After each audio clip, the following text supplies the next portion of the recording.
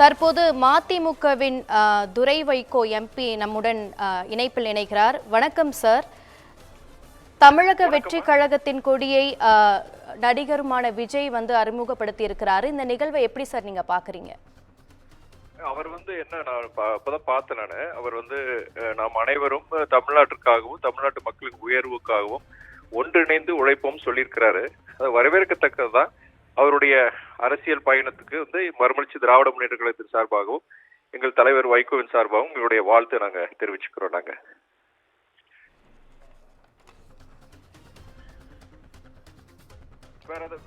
தொடர்ந்து அவருடைய அரசியல் பயணம் எப்படி சார் இருக்கும்? அரசியலுங்கிறதுங்கம்மா ரொம்ப கடினமான ஒரு பாதை. நான் இப்ப நான் நேரடி அரசியல் 4 வருஷம் ஆகுது. நம்ம வெளியில இருந்து பாக்குறது ஒண்ணு, நம்ம நடைமுறையில பாக்குறது ஒண்ணு, நடைமுறையில் நடக்கிறது ஒண்ணு. ரொம்ப கஷ்டமான ஒரு கடினமான பாதை. அது தோழருடைய சகோதரர் விஜய் பொறுத்த வரைக்கும் அவருக்கு அவரு நீ அடுத்து இது செயல்பாட்டுக்கு வரும்போது அவருடைய இயக்கமும் சரி, அவருடைய அரசியல் ரீதியா அவர் நேரடிய களத்துக்கு வரும்போது அதை உணர்வாரு. கண்டிப்பா ஒரு கடினமான ஒரு பாதை. இந்த பாதையை பொறுத்த வரைக்கும் அவருடைய நோக்கம் என்னன்னா தமிழ்நாட்டு மக்களுக்கான உழைப்புன்னு சொல்றாரு. எல்லாரையும் இது பண்றாரு. நல்ல ஒரு நோக்கம்.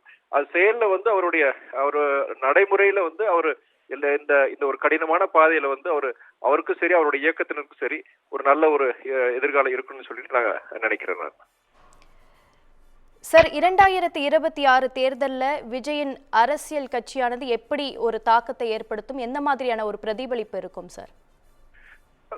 சகோதரர் விஜய் பொறுத்த வரைக்கும் இளைஞர்கள் மத்தியில ஒரு வரவேற்பு இருக்கு. ஒரு திரைப்பட ஒரு நட்சத்திரம், மிகவும் ஒரு தமிழ்நாட்டு திரைத்துறையில ஒரு பெரிய பிரபலம். அவர் இன்னைக்கு ஒரு ரஜினி சாரு, கமல் சாரு, அடுத்து நம்முடைய சகோதரர் அஜித்துக்குலாம் நீங்க அந்த வரிசையில இருக்கிற ஒரு ஜொலிக்கிற ஒரு சினிமா நட்சத்திரம். அவரை பொறுத்த வரைக்கும் பொதுவா ஒரு இளைஞர் மத்தியில ஒரு வரவேற்பு இருக்கு. அதை அவர் பயன்படுத்திக்கிட்டு அவர் தமிழ்நாட்டு மக்களுக்கும் தமிழ்நாட்டு உயர்வுக்கும் பாடுபடுறது ஒரு நல்ல விஷயமா தான் பாக்குறேன் நான். அவர் 2026 அவர் இனியும் அடுத்த அவருடைய திட்டங்கள் என்ன மாதிரி செயல்பாடுகள், கட்சியோட திட்டங்கள் இனி அவர் முழுமையா அவர் அறிவிக்கல. அதை பார்த்துட்டு தான் நம்மளுடைய அதை ஃபர்தர் நம்ம கமெண்ட் பண்ண முடியும். பட் அவருடைய தமிழ்நாட்டு அரசியல் களத்துல அவர் இருக்கிற பிற இயக்கங்களோடு சேர்ந்து தமிழ்நாட்டு மக்களுக்காக அவர் குரல் கொடுப்பாரு, பாடுபடுவாருங்கிறது ஒரு நல்ல விஷயம்தான். தொலைபேசி வாயிலாக இணைப்பில் உங்கள் கருத்துக்களை பதிவு செய்தமைக்கு நன்றி சார். நன்றிங்கம்மா.